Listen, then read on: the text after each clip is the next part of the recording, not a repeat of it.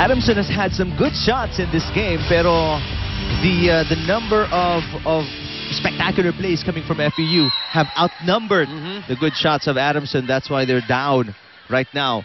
16 serving 9, and Vargas again with that talented serve of hers. Soriano, there is somebody who touched the net. Eulalio Winnes is guilty for a net touch. Again, Soriano getting 2 blockers up with her. Pero nakalusot pa rin, no? Yung palo ni Pao. That's a problem for blockers at the net when you're going up against Soriano. Kailangan talaga ang taas ang talon mo, dikit-dikit yung kamay mo sa net. And sometimes, mahahawakan mo yung net, which will of course incur you the error. Free ball. Para sa FEU, they could not receive it properly. Too strong. Para kay Basas. Basas was underneath the ball and she had very little room to work with the ball coming from behind her. Still not an impossible deficit to overhaul if you're Adamson. Layo pa yan. 11 serving 16. Oh, perfect set para kay Eulalio. Zapanta. That's a nice set. 2 players were near that ball, pero nagkatinginan sila. It was Agno and si Vargas. Zapanta and Vargas, they're very similar in their attack styles, ano?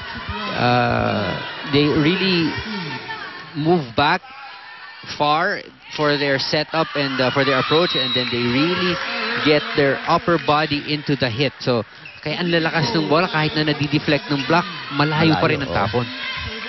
Ibang klase yung buwelo, no? Service error para kay Pao Soriano.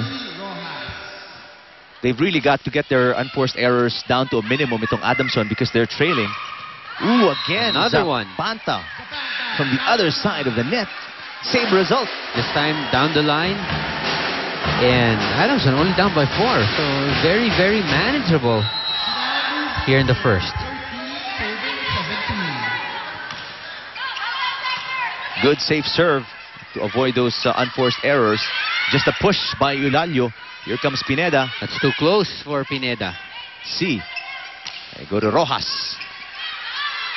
Underhand set. This is going to be a free ball. Maiksi yung set. Parang hindi magkakonect si Eulalio tsaka si ngayon. And that was punished right away by Guevara. This time she goes for a high middle set. Parang high quick. Medyo mataas, pero ayun, inabutan niya. Palma, very loose block. And one-on-one with the athleticism of Guevara this season. Hindi mahihirapan na talaga mga blockers dyan. And a good solid block, Pineda and Guevara combined. What a stop, and they are within 2. Pakinggan naman natin ngayon si Coach Nes Pamilar and FEU's huddle. Sa tempo. Kunin mo muna sarap. Sarap mo muna yung kombinasyon yung ano mo. Sino sarap, ikaw? Yung block mo naman kasi sobra. Nasa antena, binablock mo eh. Ano hindi makakadaan? Sabi naman siya, di ba, pagka lumagpas sa antena, umadjust ka ng konti rito. Ikaw ang tumapat sa bola, ha? Sige. They were playing so well nung early part ng first set, and all of a sudden tumindi ang depensa nitong Adamson and nag-init si Zapanta, and you know things have turned around. And Coach Nes was talking to Giselle C, telling her that you set 2 or 3 running spikes bitin, so hindi nakapalo si Winnet now. He wants Giselle to concentrate on her on the other side and forget about the running for the meantime. Yun pa rin na nangyari. Iniba na ni Giselle C ang format ng offense, pero Guevara right there in the middle for defensive purposes, and what a job she has done. Eulalio is taken out. Dawson is in the ball game, or in the match for the first time today. Adamson 1 point away from tying this first set. Basas. Great dig by Listana. Here comes Pineda. Splits the defense. Giselle C back to Basas again. Nice dive by C. Vargas. That's a free ball. See what happened there in the offense of Adamson. Nagkagulo ng konti. Were they waiting for a call that wasn't called? Because Giselle C just slid right, half of her body was on the other side of the court. Yeah, but remember, both of her feet were still on her court. So okay lang that's yan. okay, that's okay. Wasted opportunity to tie the game para sa Adamson, but they're just within 2. Ito si Pineda. Oh, punches it right straight to the defense of Palma and C. And siya naman, ang tumingin ngayon kay Giselle C. Asan ang block?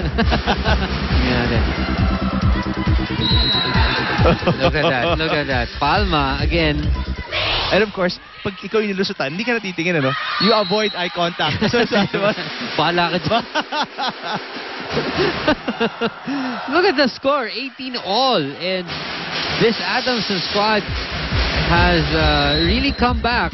Ito, medyo yung running spike, they go to it again, this time through Palma, but this time it's too long. At tumama sa antena yung palo ni Palma. Guevara looking to give the lead. Net on Palma. Oh, wow. And now, a shift in momentum as Adamson takes over 19-18 in set number 1. Wow, just like that. I think they were down by as much as 5 or 6 points. Basas. And the rejections keep on coming para sa FEU. Pineda again. Oh, what a missile that was. Once she regained her confidence after getting blocked nung una, no? I mean, it's almost impossible to stop. And look at the height she went for. Lumilipad, grabe. And the form. You can see her really snap for that hit.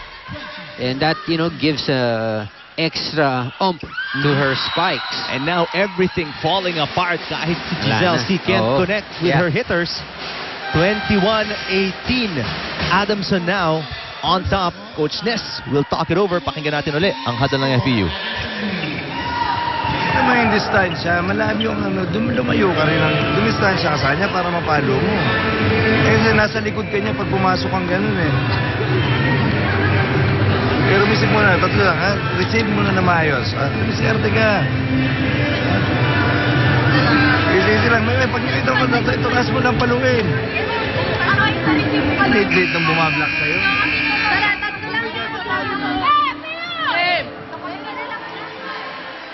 I believe that's the final timeout of Coach Ness, second for this set. So, again, yung kanyang opensa, no? Hindi tama yung approach ng mga attackers niya. So, just having such a hard time feeding her attackers. You've got Basas and Palma for the FEU offense. Ooh. Basas, wow, still same result. Portel and Guevara have combined to become a cement wall. Grabe. Guevara. Look at this. Guevara up there. Perfect timing. Perfect angle of the arms and of the hands. The ball just went straight down. Basas had no chance in that play. Good dig by Pineda on a smart move by Basas with an off-speed hit. Nice defense. Free ball para sa FEU. C. Palma. Vistana is everywhere on the floor para dito sa Adamson. C. To Basas. Galing. At cross court, basang-basa na. Guevara losing on the joust. Pero the ball is still alive. Listana again para sa Adamson. Keeps it alive. Pineda. Beautiful play. Beautiful sequence. You've got to applaud both teams for the effort. That tip of Pineda, just enough to cross the net and avoid the block. Come on. Exacto. There you go. No one was even close to where that ball dropped. What a series of excellent defensive and offensive plays for both teams. Yun nga lang, mas napaganda. May one extra shot ang Adamson, and an ace there puts Adamson at set point. You can see Cortel after seeing the sub of Bagang. Doon niya agad dinala yung bola. No? Alam niya, medyo malamig pa. That's her target zone. Let's see if she brings it back to Vargas and Bagang. Here's Bagang. Oh, right at the antenna. That is out of bounds. The errors are going to be the issue para sa FEU. I believe so. But, of course, the good play of Adamson started from the block, from the defense. Everyone just worked together. And after that, surmounting the 6-point lead, nagtuloy-tuloy na. What a come-from-behind win in set number 1 for the Lady Falcons after being down by as much as 5 or 6 points. They win 25-18 against the Lady Dams in set number 1.